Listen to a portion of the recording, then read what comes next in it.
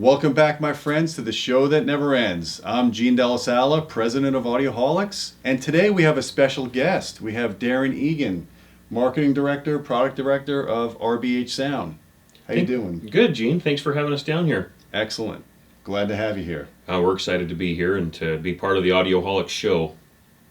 Well, let's get busy then. Okay. So what do you got going on here? I see all these new RBH products that we haven't seen before. Yes, these are products from our new Signature SV series.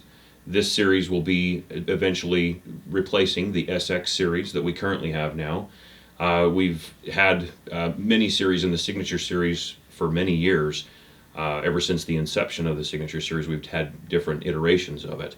But this latest iteration is probably the most beautiful, well, arguably the most beautiful that we've ever had. It's definitely the shiniest. As you can see. We also have some really neat options within the line itself. The line it features the standard Signature drivers, and so as its base model, it still will be award-winning sound. But we take it to, as you like to refer to it, as the next level. We take the one that we have here, the SX61 the SV61 that we have here. It has the reference upgrade, right, which is the first step in the 3-part series. Well, before you go on to the hot rod versions, the standard version, let's just, so everyone knows, the standard version still uses your aluminum cone woofer. It does. And a cast basket, right? It does. So the motor structure on all the woofers are the same. You're just changing the cone material, or even one of them has a phase plug. There's 3 different levels, basically. Both reference levels will have the fixed phase plug, and that does definitively help the beaming that happens on higher frequencies. And we all know that is a proponent for better sound. Okay. Now, is there also tweeter and crossover upgrades, or is it just a tweeter upgrade as well? Okay, so at the first level of the reference series, you go from the standard to this version here that you see on this side. You'll end up with a tweeter upgrade. We go from a VIFA tweeter, a high quality, beautiful tweeter out of Denmark. Silk Dome, right? Silk Dome, yes, and we go to a even higher quality out of Denmark from ScanSpeak. And as you know, and you've had plenty of experience with that tweeter, it is a beautiful tweeter. Yeah, that's the 9500 ScanSpeak. I always talk about that tweeter because it's such an awesome sounding tweeter. It's very natural. It handles a ton of power. It's got great off axis. It doesn't make your ears bleed. Let's face it, a lot of speakers can make your ears bleed. And the one thing we like about RBH Sound is they're kind of true to sound reproduction of audio. You know, it's a very natural sounding, kind of laid back, but very detailed at the same time. Yeah. So keep going, keep educating us. Okay.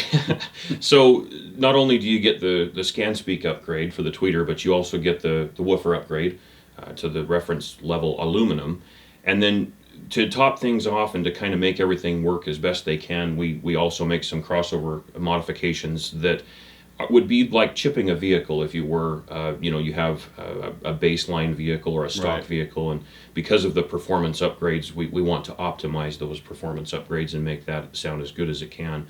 And so essentially by upgrading the product, what we're doing is we're getting people closer to a pristine and an audiophile grade sound, closer and closer, as you know, to that edge that's the bleeding edge of audio. So why don't we talk about the super hot rod version? I'm going to take the grill off of this one because this one looks very similar to that one, but you could kind of tell the cone is a little bit of a different shade.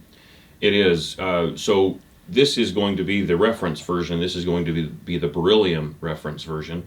The Beryllium reference, what we do is we make 2 adjustments to this model. We take, first of all, and replace the aluminum reference woofer, and we replace it with a Beryllium alloy woofer. And everything about the phase plug stays the same. The motor structure stays the same. It is really a cone upgrade. And there were a few adjustments you'd have to get with Shane to know exactly all the little details in and outs of that particular cone. But then the crossover needs to be slightly modified yet again. It's not just as easy as replacing the woofer and calling it an upgrade. That would be against RBH design and policy. So tell us why, other than the fact that beryllium is used to power the star drive in the Galaxy Quest Starship, why do we need beryllium in this cone as opposed to aluminum in that cone? What is the advantage there? The advantage is, again, increased rigidity and also a decreased weight. And that is, those are two functions of a cone, or two properties of a cone, that we're getting, again, closer to that bleeding edge. The brilliance and the resolution of that particular woofer is just on par with some of the finest speakers that you've ever heard. When we get to this level, really we're at that Status Acoustics level, our Right. Premier line. You're getting to that cutting edge, but it's a way for the average Joe to be able to have a pair of speakers that they can really be proud of, not only visually but audibly as well. So guys, in this version of the speaker, it has the same 6.5-inch Beryllium cone driver that's in the $50,000 Status Acoustic AT reference. And it's, let me tell you, it's pretty impressive. The advantage also when you use a light cone material like the Beryllium is the breakup mode is much higher than the crossover frequency. So you don't just get any nasty resonances. That's all filtered out by the time the crossover takes over. And it really does. Again, it's that laid back sound. It's not fatiguing. You could crank it up and you'd be surprised how loud you could crank. I mean, it doesn't sound like you're listening that loudly because it's not distorted and it's not breaking up. It's not compressing. Not compressing, yeah. So, okay, so I see that we have the bookshelf speakers. We have an MTM over here. Mm-hmm. What about floor standers? This is the SV661. Okay. And there's actually two models of that speaker. This is the vertical freestanding version. There's also a horizontal version called a SV661C. So between the two models, there will be 6 potential models, because you'll have the baseline, which is our standard, and then you'll have the reference upgrade, and you'll have the Beryllium reference upgrade for each of those models. So every model that you see within the SV series, there's 3 models. There's 3 models, right? Technically. And 2 finishes. So you either have it in black or you have it in, what's this finish? Like this is rosewood. Rosewood, okay. Mm-hmm. Yeah. And it is stunning. It is really pretty. Now the 661C, the reason why there's a different model for that is when you turn it horizontally, they move the tweeter up Mm-hmm. and the 2 woofers closer together to reduce the off-axis lobing. Right, and there's also a flat side to it, so that it actually is designed to sit flat, square on a surface. Oh, okay. Does it tilt up a little bit when it does that, or is No, it is straight out. So if you wanted to tilt it yourself, you could obviously change the mount. Okay. So these are shipping what, in a couple of months, or? These models and some of the other supporting models, we have an SV44. You asked about other models. Yeah. We have an SV44, and we also have the SV6500 tower speaker. So we've got a pretty good range of models within that within this new SV series. We're going to be debuting all of the models within about 30 to 40 days Nice. from today. Now, what are the prices going to be? Can you give us some ideas? I can. The bookshelf speakers that we have here start at about $1,200, and they'll work their way up from there. The SV6500 tower, we start that at around $2,500, and we work from there. The 661 model and the 661C, they're identical in terms of price. They're around $900, and they work up from there Okay. each.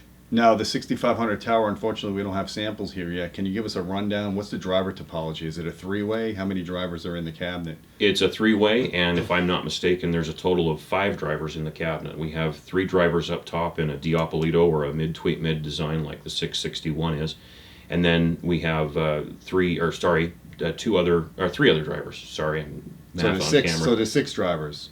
Total of 5. Total of 5 drivers. Oh, okay. If I'm not mistaken.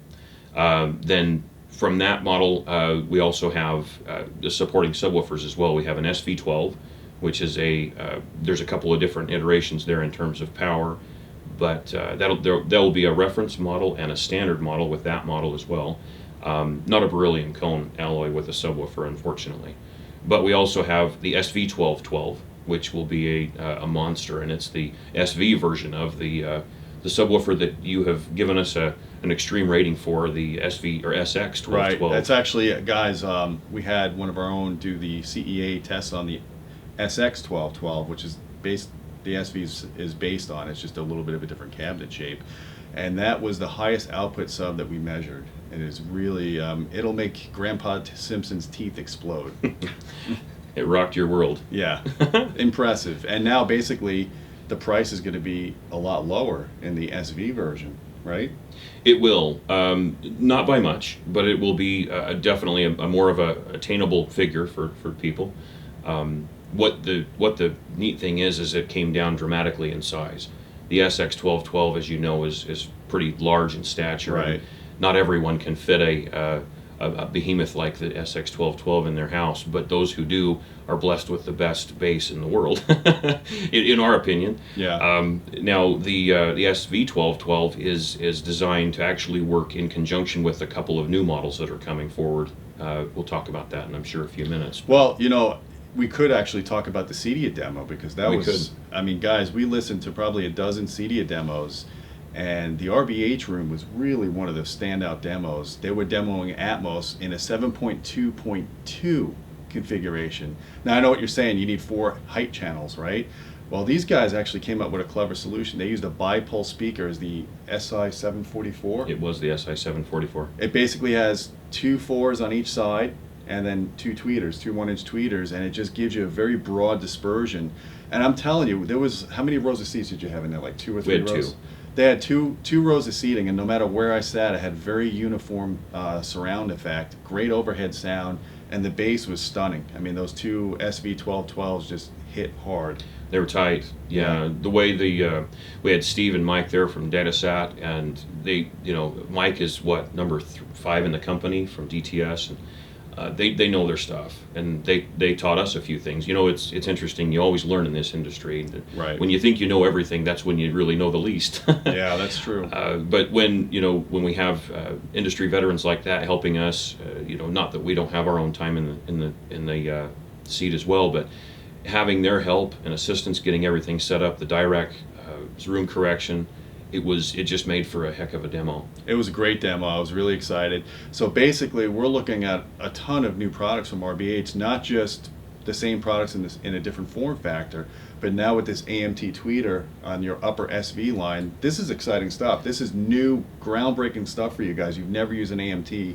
design. It's a departure from our norm. Most people know us for the soft dome tweeters that we've been using for many, many years, decades in fact. And we finally found a tweeter that makes Shane happy. And what makes Shane happy, we put in the product. He's a pretty good guy, and he has a heck of a way of designing speakers, as you know. Correct. Makes your favorite speakers. That's true. I can't deny that. So yeah, this AMT tweeter, it's in its accordion design, it is smooth, is very articulate, it is very detailed, and the resolution is incredible. And in its design with the 831, it has the dispersion averaging or dispersion alignment that we've had with the T1 and the SX T1 in years past. And what that does is that essentially helps get rid of that first reflection off of the sidewalls of any room, just because of the way it's designed.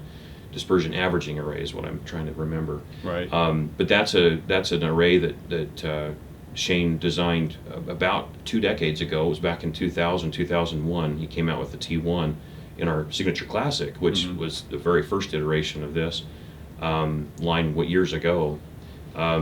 What it all means is that when you combine the AMT tweeter, the dispersion averaging alignment of the 3 8-inch woofers, it just makes to be one heck of a system. It's a modular system, so you can add subwoofers as necessary and make it as mean or as lean as you want. But as many people went throughout the CEDIA demonstration, they came back to the RBH demonstration and said that it sounded much better than whatever else they heard on the floor. Yeah, well, one of the things I really like about RBH speakers is they design speakers that will play at lifelike levels and still have the finesse at the lower levels. A lot of companies don't give you multiple mid-ranges in their speakers. They'll give you a lot of bass drivers, but what I really like is having the multiple mids on the bigger models, because it just gives you, like, the brass instruments just sound more dynamic, more lifelike, and just more natural. And I've said it a lot in my reviews. You can read the reviews we have on Audioholics. But I can tell you, we're excited to check out your new SV line, and we'll probably be getting those towers sooner than you're shipping them, so we can play around with them and have the review ready. So when you guys start shipping them, it'll be there for people to read. Yeah, we anticipate the 831s and the 821C, which is the center channel that goes along with that. We expect that sometime in 2016. So save your money. Don't be buying anybody else's product now. Wait for the good stuff to come out, and you'll be rewarded with the best sound quality you can afford, I'll tell you that. And great cosmetics now to match the sound. Yeah, we are really happy with this design and the finish that we've been able to put on it. It has 7 coats of polyester, and that is sprayed on robotically. Wow. You Yeah. know, I'm really impressed with this grill design. I look at a lot of speakers from companies, and a lot of them will give you these flimsy, thin plastic grills. Injection molded. And they claim it doesn't matter about the grill shape, but I disagree, because when you have a solid, is this MDF? It is. When you have a solid grill frame like this, you could wrap the screen around it really tightly to minimize the losses. But also, they even contoured the grill so it reduces the diffraction for the off-axis effects. Because we've measured speakers when you put the grills on axis they're fine. Off-axis you start seeing some nasty dips and nulls. And I would imagine that this really cuts down on that with the grill on, Yes. by having a contoured shape and then having a good firm grill. Well, and it looks nice too. And it does look nice, you know, Looks for modern. for the wife acceptance factor, or for the kids. If you have kids at home, put this on, protect your beryllium. That's true. You want to protect your beryllium. Yeah. Well, guys, you heard it here. I appreciate you allowing us to have the scoop on these new speakers.